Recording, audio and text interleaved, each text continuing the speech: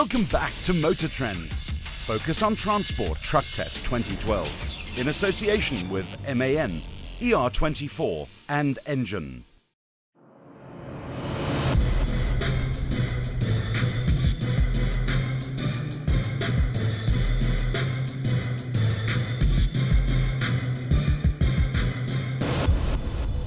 Trucks have got a seriously bad rep.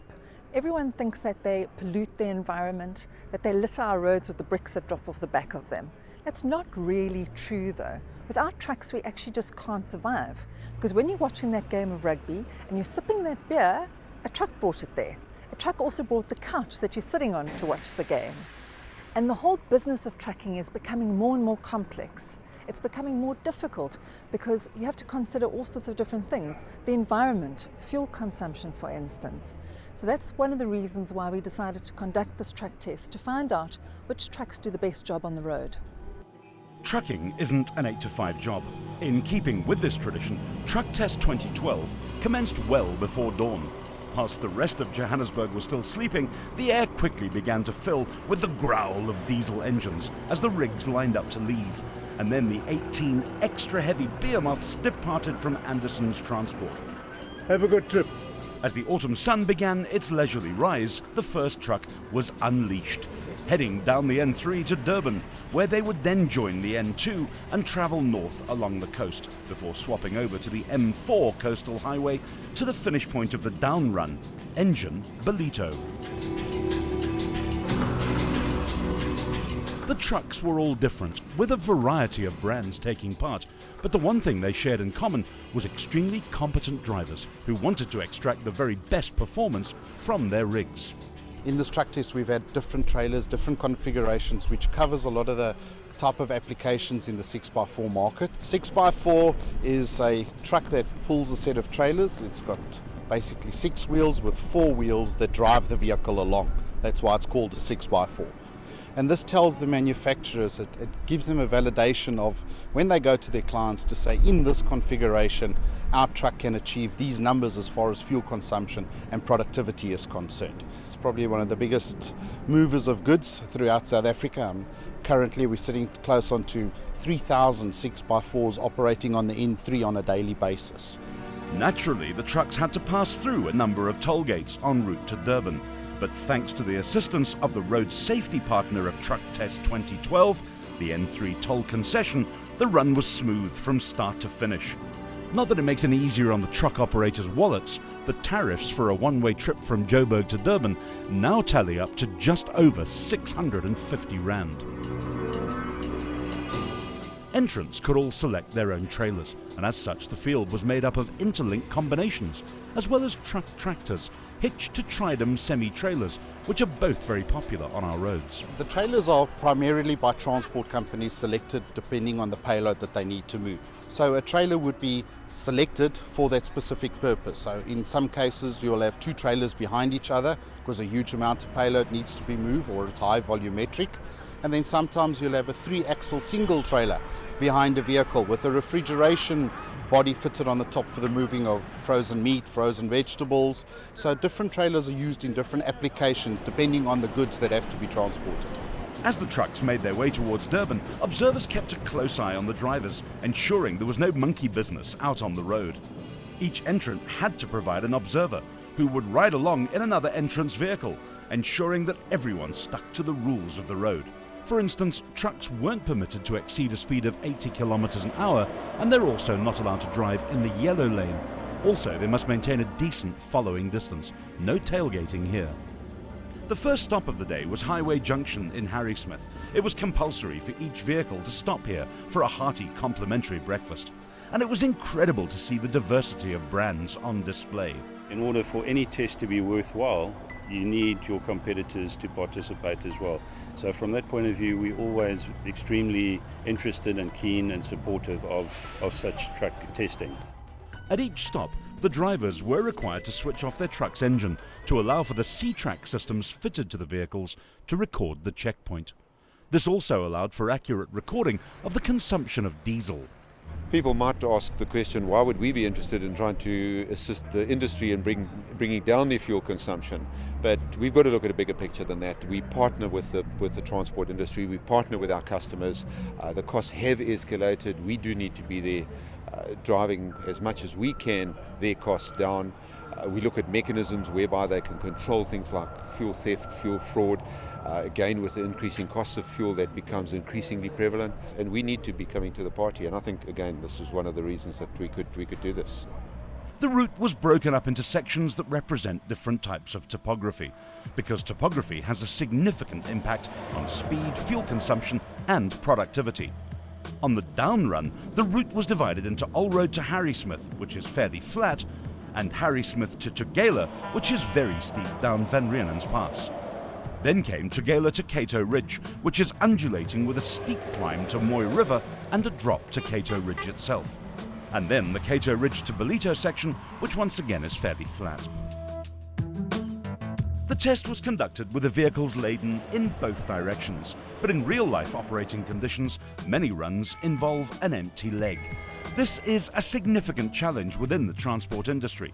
The empty truck has much lower fuel consumption, but it's obviously not productive. Speaking of productivity, this is strongly influenced by trailers. Aerodynamics play a massive role in trucking today, and that statement is really epitomised by this rig behind me. There's some more advanced trucks here at Truck Test 2012 than this Hino, but it's clocked up remarkable fuel consumption, largely because of its trailer.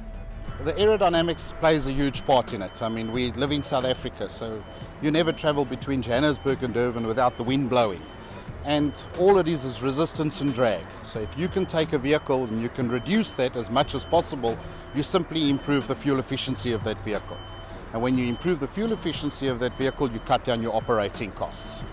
On a typical run with a vehicle that we have had running it for over 200,000 kilometers now between Johannesburg and Durban, in the specific configuration that we run, over the life it's a 10.7% saving in fuel consumption, which means you're cutting your fuel bill by 10.7%. The two most interesting trucks in the truck test, for me anyway, are the two DHL rigs, and I say that because the trucks themselves are identical, the trailers are different though. On the way down from Johannesburg to Durban, the more fuel efficient of the two rigs saved 2 litres per 100. That might not sound like a lot, but when you're doing hundreds of thousands of kilometres, it's a huge saving. This teardrop trailer, the first of its kind in South Africa, boasts a highly distinctive and drop-dead gorgeous sexy curved roof, which reduces resistance and increases fuel efficiency. The research that we done shown that there was a huge impact on wind resistance, and so on the frontal area, on the sides of the vehicle, by putting aerodynamic foils in there, you get the vehicle to move through the air a lot better, which makes it more efficient. And some of the extra advantages over and above the saving in fuel and the reduction in drag that you achieve by doing that is, I don't know if you've ever driven behind a truck in the rain. When you've got these covers along the side enclosing the wheels, it takes the spray away, so it makes the road safer for other road users, and it also makes the vehicle more stable because it's more aerodynamically friendly. You can save absolutely millions just by employing the right technology, using good aerodynamics. It'll have a huge cost benefit. But at this stage, the drivers probably weren't thinking about aerodynamics. They were thinking about their destination and some well-earned rest. While modern trucks are very advanced, it still requires considerable concentration and dedication to drive a 6x4 economically and efficiently. Approaching an overcast and foggy Pietermaritzburg, the assortment of heavy machinery stopped at Engine Cato Ridge, which allowed one last reprieve for the drivers ahead of their destination. The engines were switched off and accurate measurements of both diesel utilised and time taken were recorded. And then it was time for the final stretch of the day, Cato Ridge to Engine Belito, where the trucks reached after 10 hours on the road. Some of the trucks were so advanced and sophisticated they could only run on 50 parts per million diesel, and so the organisers ensured that a steady stream of it was on tap. One of the areas that, again, is getting a lot of focus at the moment in the country is the clean fuels. Engine wants to be very much part of that. It's a little of a catch-22 at the moment, simply because you've got the truck manufacturers who, if they bring in the latest generation European vehicles, the fuel is not necessarily rolled out across the country. On the other hand, we can't roll it out across the country until that demand is there.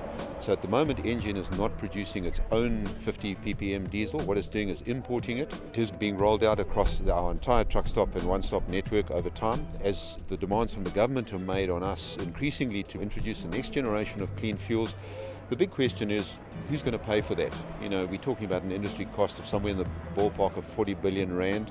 At the moment, the industry and government are in consultation on this and are trying to find the solutions, because, again, the industry needs a return on that, but ultimately that cost will then need to be passed on to the trucker. Again, that'll pass on to the consumer, and everybody's trying to protect that from happening. The next day was spent at Dubai Trade Port at King Shaka International Airport, which is where the vehicles were overnighted.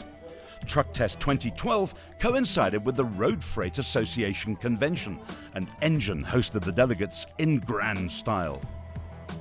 There was also some fun to be had as delegates raced toy trucks. But the highlight of the day was the announcement of the results of the down run of Truck Test 2012. These statistics are incredibly valuable to transport operators, regardless of where they fare. And remember, this isn't a competition. The combination of various trucks and different trailers gave a mixed pot of results, with average fuel consumption on the run being anywhere from 42 to 64 litres per 100 Ks. The results recap was followed by a parade of all the entrants. The trucks took off with a flurry of hooters and air horns. The procession could only be described as emotional, as the trucks completed 2 laps to the smiles and applause of the crowd. The outcome of the test for us have been quite favorable, and it reinforces our claim in the market that MAN stands for efficiency. We all know that in the truck industry it's all about making money, uptime, and of course also fuel consumption. That's half the cost for a truck operator. So we are very much focused on that for the last years, for the last 250 years, ever since MAN has been around. The results of the tests, of course, will give us some more insights on how we can further optimize our products. And of course, it will also give us some more ideas about better consulting our customers for what applications, what truck, in what configuration is the optimum.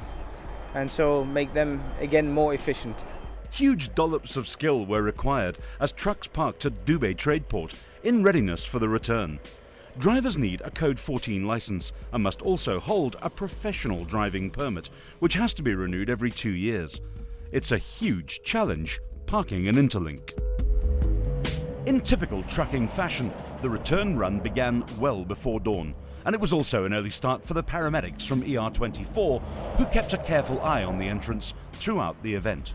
ER24 was supplied with medical data for each and every participant before the start of Truck Test 2012, so the company was well equipped to deal with any emergencies. Thankfully, none materialized.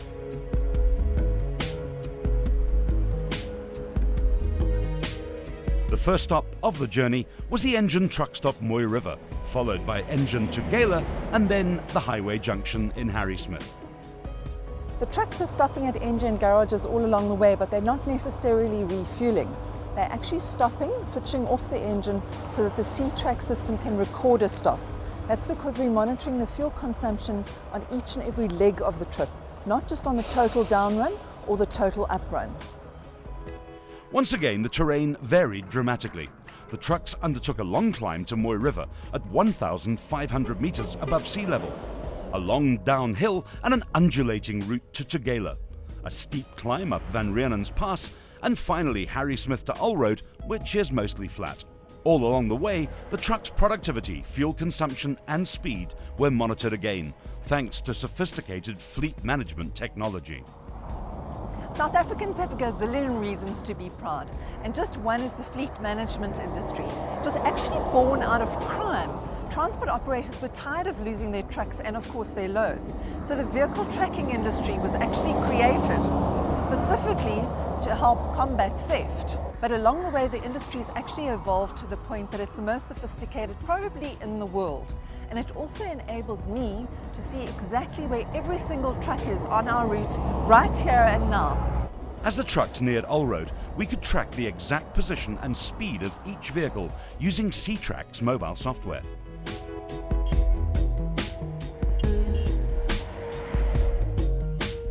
The penultimate stop of the day was at the Heidelberg weighbridge, where the weight of each rig was verified. Payload is everything in trucking. The more cargo you can load, the more money you can make. And all the trucks had to be loaded to their maximum legal limit. Now we've come to the Heidelberg truck test station, to the weighbridge over here, just to check that that has indeed happened.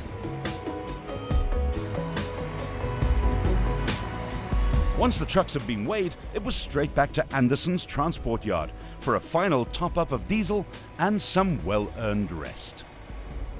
Okay, it's 5 days later and I think we've achieved our goal. We managed to get all 18 rigs down to Durban and then back to Johannesburg again in mint condition. Significantly, there were no accidents or anything like that along the way. That was important to us. We were working with the N3 toll company and road safety is extremely important along that route. I think we've produced some meaningful data, which I hope will help transport operators make educated buying decisions and ultimately translate into lower prices for consumers.